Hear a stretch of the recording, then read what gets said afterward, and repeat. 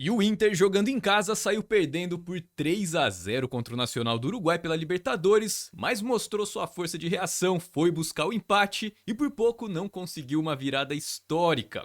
Agora, o que será que dentro de campo aconteceu para que o Nacional conseguisse abrir 3-0 em pleno Beira-Rio? E como é que o Inter fez então para conseguir furar a retranca do Nacional e tirar essa grande diferença de 3 gols? E claro, por muito pouco aí não conseguiu até mesmo a virada. E o jogo começou pegando fogo desde cedo porque o Nacional marcou 2 gols praticamente antes do minuto 10 do primeiro tempo. O time do Nacional então se organizava no seu 5-4-1, um desenho defensivo que foi bem diferente do que a gente havia visto aqui da partida Nacional do Uruguai e Bahia. Lá o time ficava mais com 2 volantes e uma linha do primeiro combate com 3 jogadores, características individuais também. O Nico Lopes acabou entrando como titular nessa partida, lá contra o Bahia ele entrou no segundo tempo. Isso muda bastante a característica ofensiva dessa transição em especial, né? O time fica mais rápido, mais de olho ali no contra-ataque. Agora, principalmente mantendo 2 jogadores mais recuados pelo lado do campo, né? Eu tô falando aqui dessa linha de 4 aqui pelo meio, você vai perceber que a principal jogada do Inter, em especial ali pelos lados do campo, pelo lado esquerdo especificamente, acabou sendo bastante prejudicada, mas claro que esse desenho defensivo, como a gente já cansou de ver aqui em outras análises,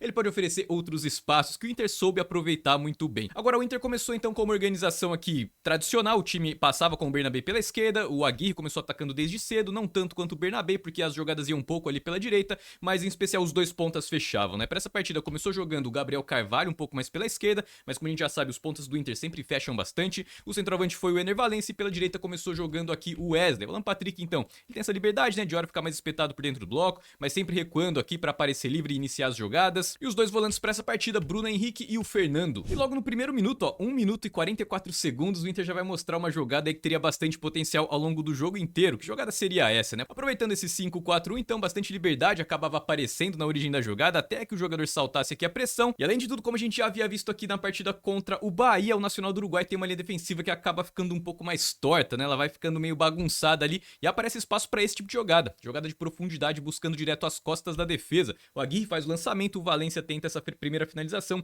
logo no comecinho do primeiro tempo. Eu separei um lance de uma jogada do Inter pela esquerda para você perceber então que essa aqui é uma das jogadas principais do Inter, atacando aqui com o Bernabé, as tabelas de ultrapassagem, atacando ali o espaço entre o lateral e o zagueiro. Ela acabava sendo prejudicada por conta dessa organização defensiva do Nacional, por conta desse 5-4-1. O time sempre tinha 4 jogadores, né, pelos corredores laterais, tanto pelo direito quanto pelo esquerdo, mas muitas vezes o Inter acabava acelerando a jogada por aqui, onde acabava não tendo superioridade numérica, nenhuma vantagem qualitativa ou técnica ali para conseguir superar a marcação, mas muitas vezes o Inter chegava por ali, tentava acelerar a jogada, mas não encontrava muita vantagem. Por exemplo, aqui nesse lance, o Alan Patrick vai tentar fazer uma jogada aqui pela esquerda, ele vai acabar perdendo a posse de bola, e aí acabava alimentando o contra-ataque do Nacional, em especial com o Villalba aqui escapando pela direita. Muitas vezes ele ficava um pouco mais fechado também, mas ele deu bastante trabalho aí nessa transição. O lance do minuto 4 ainda tava 0-0 aqui, o Inter vai levar essa bola lá pra direita, pode ver que o time tá posicionado aqui na sua organização básica, né? Já tá bem estruturado, inclusive o posicionamento, olha lá a liberdade na origem da jogada aparecendo, quem tá caindo aqui mais pela direita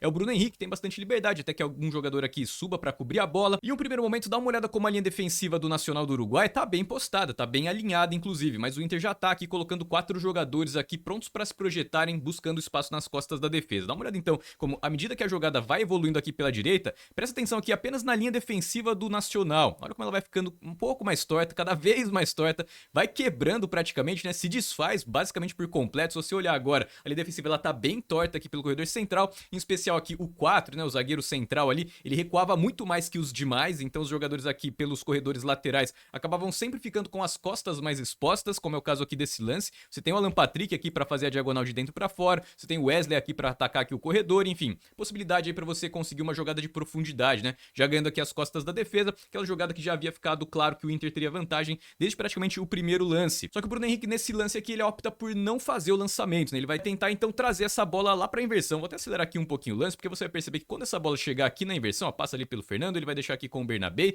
Quando chega aqui o Bernabé vai tentar fazer uma tabela de ultrapassagem. Pode ver que ele já recebe, ele já dá um tapa ali pro Gabriel Carvalho e já vai ultrapassar, né? Ele sempre faz isso, né? Usa ali o Gabriel como ponte. Além disso, por conta de ser uma jogada que o Inter tava lá pela direita em um primeiro momento, quando sai essa inversão, pode ver que a linha defensiva ainda não tá tão bem postada aqui, caso precisasse fazer um perde-pressiona, né? Os jogadores ainda estão chegando pra cá, em especial o Vitor Gabriel, né? Ele pode ver que ele nem tá aparecendo na imagem, ele tá muito recuado, acaba então aparecendo um grande espaço aqui. Por conta do Bernabé tocar e passar, esse corredor lateral aqui vai acabar ficando um pouco exposto. E de maneira geral, como eu havia dito no começo da análise, essas jogadas de lado de campo, tentando fazer tabelas de ultrapassagem, acabaram não funcionando muito bem nessa partida.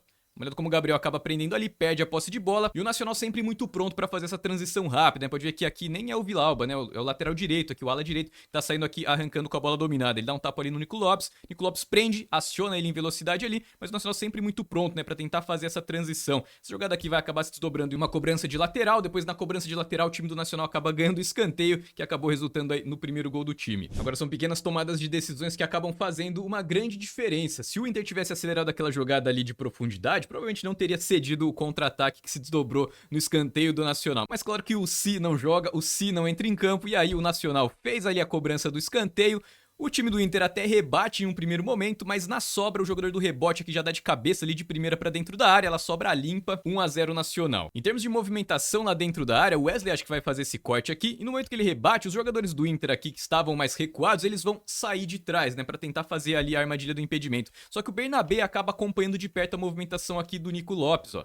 Pode ver que ele vai recuando enquanto os jogadores do Inter estão saindo. E isso acaba deixando o jogador aqui completamente livre, bem na cara ali do Antony, né? Que não tinha muito o que fazer. Bela finalização, inclusive, né? Bateu girando ali, bem colocado. Foi dessa maneira, então, que nasceu o primeiro gol do Nacional. E logo na sequência, ó, minuto 9 do primeiro tempo, ainda posse de bola aqui pro Inter. Alan Patrick tá com a bola. Ele vai puxar pra direita em um primeiro momento. Infelizmente, a câmera é muito fechada, mas quem sabe um dia não teremos a câmera mais aberta aqui no Categoria Canal. A princípio, eu imagino aqui que tem um jogador atacando aqui o espaço. Se você olhar aqui, ó, pelo posicionamento da linha defensiva, dá uma olhada como ela tá mais quebrada de novo, né? Em especial aqui o zagueiro direito avançou. Então acredito eu que o Bernabé tá tentando fazer aqui a ultrapassagem, né? Ele tá se projetando ali, fazendo a diagonal de fora pra dentro, pra justamente explorar esse espaço, né? Bater o marcador dele aqui na corrida. E o Alan Patrick vai tentar justamente fazer uma jogada onde teria vantagem, mas aí pra azar do Inter essa bola não conecta, né? Acaba batendo ali na cara do Villalba e vai nascer um novo contra-ataque aí pro Nacional. E nesse contra-ataque, ó, a bola sobra ali pro Nico Lopes, ele já faz um belo lançamento ali pro Villalba, que acelera, ganha do Vitor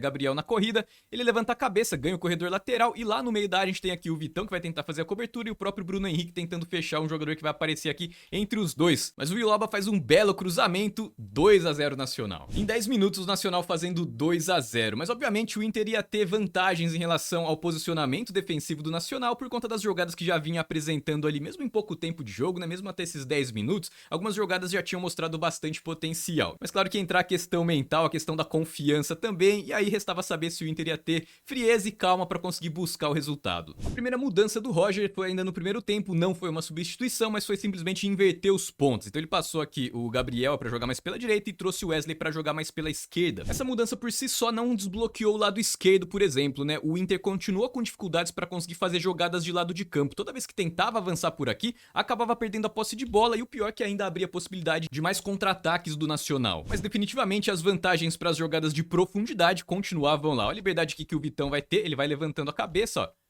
Já vai projetando ali a movimentação, faz o lançamento, e quem tá atacando aqui o espaço é o Wesley. Então toda vez que o Inter colocava o bloco de marcação pra correr pra trás, ou tentava explorar aquela linha defensiva mais torta, o potencial de perigo da jogada era muito maior. Essa jogada que o Wesley vai conseguir ganhar, dá uma olhada inclusive na linha defensiva do Nacional, né? Quando ela tá toda torta, tem que correr em diagonal pra trás, é sempre um desafio grande pra recomposição, manter o bloco, manter a compactação. Os espaços fatalmente começam a aparecer, e o que aparece aqui é uma situação de 1 contra 1, né? O Wesley vai partir pra cima da marcação ali, ó.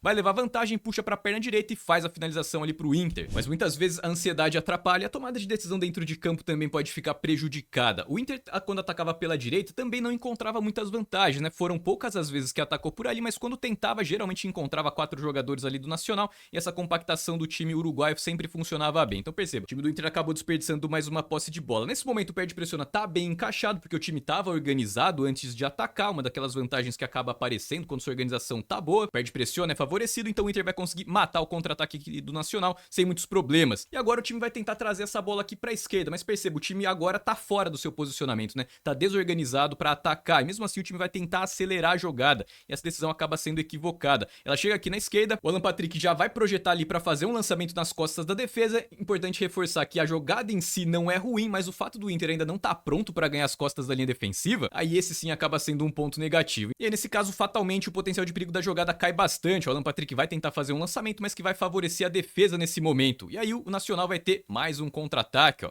O Villalba dessa vez ganha do Vitor Gabriel e já vai acelerar ali, ó. Vai levando para a perna direita e ele vai ganhar um escanteio. De fato, o Villalba deu bastante trabalho nessa transição. E praticamente na terceira chance de gol, o Antony acaba falhando aqui nesse escanteio. 3 chances, 3 gols pro Nacional. Aos 42 minutos do primeiro tempo, então, ó, cobrança de escanteio. Nico Lopes faz o cruzamento. Olha o Antony, ele tenta fazer o corte, ele tenta dar de soco, não sei o que ele tentou fazer, mas enfim, a bola sobra redonda ali pro Coates, ele finaliza e marca 3-0 Nacional. Ainda no finalzinho do primeiro tempo, dá uma olhada nesse lance, ó, o Inter bem organizado, o time vai tentar uma jogada que tentou pouco nessa partida, que é justamente as infiltrações mais pelo chão, pelo corredor central. No segundo tempo isso também não se repetiu, o time insistiu bastante nas jogadas de profundidade, onde de fato tinha vantagem, como a gente já pôde perceber aqui. Mas dá uma olhada como o time vai colocar a bola no chão aqui e se aproveitar dessa aproximação aqui para fazer uma boa triangulação, uma boa troca de passe, aproveitar também o elemento surpresa aqui, né, do Bruno Henrique atacando para dentro do bloco de marcação, e nessa troca de passes, ó, o Fernando faz o passe, Alan Patrick deixa com Valência, Bruno Henrique aciona Wesley, pênalti pro Inter. Pênalti que o Alan Patrick não perdoou, bateu no meio do gol e diminuiu o placar, 3-1. Final então do primeiro tempo, Inter 1, Nacional 3. Agora, claro que se a gente olhar aqui as jogadas, a estrutura de posicionamento, as vantagens que o Inter vinha criando, naturalmente pode-se esperar que o time teria força para buscar o empate, buscar até mesmo a virada. Então vamos ver na prática como foi o segundo tempo do Inter em busca dessa retomada. Logo no comecinho do segundo tempo, a gente pôde notar que o Inter não teve uma mudança na estrutura de posicionamento, mas teve uma alteração fundamental, que foi a saída do Gabriel, a entrada do Borré. Essa foi a primeira alteração que o Roger fez já logo ali no intervalo. Então a gente teria aqui o Borré e o Ener Valencia, né? Muda um pouco a característica, né? Não muda a estrutura do posicionamento. Se a gente comparar ali com os posicionamentos que eu tava mostrando no começo, né? No primeiro tempo, dá uma olhada como ela fica parecida, né? Os dois laterais se projetando ao mesmo tempo, o Alan Patrick encostando ali nos três jogadores de frente, mas claro que muda muito a característica do ataque. E nesse caso, como você acaba tendo uma grande área mais pesada, então com dois centroavantes de ofício, uma outra jogada que pode ser explorada aproveitando os espaços que o desenho defensivo do seu adversário pode oferecer, no caso o 5-4-1, é justamente jogadas de cruzamento antecipado, né, cruzamento sem profundidade, que nascem aqui praticamente da intermediária, e o Inter começou a perceber que essa seria uma grande jogada também, ó. Bom cruzamento, o Borré sai em ótimas condições ali, mas ele não consegue fazer a finalização nesse lance. Mas tendo como proposta então essas jogadas de profundidade, fez todo sentido entrar com o Romero no lugar do Bruno Henrique. Então mais ou menos ali no minuto 60 ele fez duas alterações, ele colocou o Vitinho para jogar na lateral direita, para jogar ali no lugar do Aguirre, justamente porque o Inter tinha muito mais posse de bola, ficava muito mais em organização ofensiva do que defensiva, e o Nacional do Uruguai praticamente não tinha ataques posicionais, né? Não colocava o Inter em bloco baixo, então o Vitinho jogando ali na lateral direita, em tese, não seria um problema na recomposição. No primeiro lance até tem uma transição ali que o jogador acaba driblando o Vitinho, mas que acabou não se desdobrando em uma jogada com muito perigo aí pro Inter. Mas de maneira geral fez sentido também você ter mais um jogador atacando aqui em velocidade, atacando espaço pelo lado do campo. Mas o Oscar Romero em especial, jogando aqui pelo corredor central, começou a distribuir muito bem o jogo. Aqui ele vai se apresentar, ó, o Vitão já vai deixar o passe ali com ele já vai puxar pra canhotinha ali, já vai levantando a cabeça e já vai procurando as movimentações na frente dele. Ele vai achar o Bernabé, que domina e só toca na saída do goleiro, 3-2 aos 66. 6 minutos depois, a alteração aí já dando resultado. Ó, por essa câmera mais aberta, dá pra gente entender um pouco melhor isso. Ó, primeiro, olha a linha defensiva do Atlético Nacional, olha de novo quem tá mais recuado aqui, né? Muitas vezes ele acabava ficando na dúvida, né? Porque o Valência tava sempre pronto pra atacar o espaço, é um jogador que é conhecido por essa característica, mas pode ver que são 3 jogadores, então, praticamente prontos, né? Pra ganhar em vantagem em relação à linha defensiva, que é o próprio Bernabé, que já se mandou aqui nas costas do marcador dele. O Vitinho vai conseguir bater aqui na velocidade, então seriam 3 grandes opções ali pro Romero conseguir conectar esse lançamento. A velocidade que vai passar o Vitinho aqui pela direita, 3 boas opções agora aqui. Foi dessa maneira então que o Inter conseguiu diminuir. Minuto 70, Oscar Romero com bastante liberdade, vários jogadores aqui se projetando nas costas da linha defensiva, ele vai tentar fazer um lançamento aqui pela direita. Quem tá aqui é o Wesley, essa bola sai um pouco mais aberta, o Wesley vai tentar um cruzamento aqui pra dentro da área, mas ele só tá aqui na direita porque antes desse lance havia sido um escanteio, então o time do Inter ainda não tava tão organizado assim pra fazer o ataque. De qualquer maneira, o Wesley vai tentar aqui o cruzamento e vai ganhar um escanteio, ó. A bola vai passar lá por todo mundo, o zagueirão chega ali mandando pra escanteio. E na cobrança de escanteio, Fernando, ó, testou firme no chão, sem chances pro goleiro, e empata o Inter. E o Inter ainda teve 2 boas jogadas que quase terminaram no fundo da rede, seria uma virada histórica. De novo aqui um cruzamento sem profundidade, é o Bernabé que tá se apresentando aqui pro jogo, ó. Ele já vai levantar a cabeça ali, ó, o Borré se projetando aqui. Bernabé vai fazer o cruzamento, só que o Borré acaba passando um pouco do ponto ali, né? Ele acaba ficando meio torto ali pra fazer a finalização, mas seria uma finalização ali com potencial pra ser cara a cara, né? Ele acaba pegando mal na bola ali, manda pra fora, aos 76. E depois aqui aos 89, uma jogada de infiltração, né? Como eu disse, as jogadas de infiltração o Inter tentou pouco, né? Tentou com menos frequência, porque tinha aquela boa vantagem ali nas jogadas de profundidade. Mas vai sair uma bela tabela de ultrapassagem aqui, ó. Alan Patrick, Ener Valencia, ele acaba errando ali o domínio, né? Ó. Nesse momento, se ele consegue acertar o domínio de canhota, ele sairia de novo ali fatalmente na cara do goleiro. goleiro, uma jogada que teria muito potencial de perigo. Mas foi dessa maneira então que foi construída a história dessa bela partida aí, Internacional 3, Nacional também 3. O resultado em si não foi um resultado muito positivo pro Inter, né, porque o Nacional é uma equipe que tem poucos pontos ali dentro do grupo da morte. Pra mim esse é o grupo mais difícil de fato ali da Libertadores. Um empate em casa nunca é bem-vindo, mas pela história da partida, né, sair de 3-0, mostrar força pra buscar o empate, acaba que não foi tão trágico assim esse empate dentro de casa. De qualquer maneira, espero que você tenha gostado dessa análise. Vou ficando por aqui, um grande abraço e até o próximo vídeo.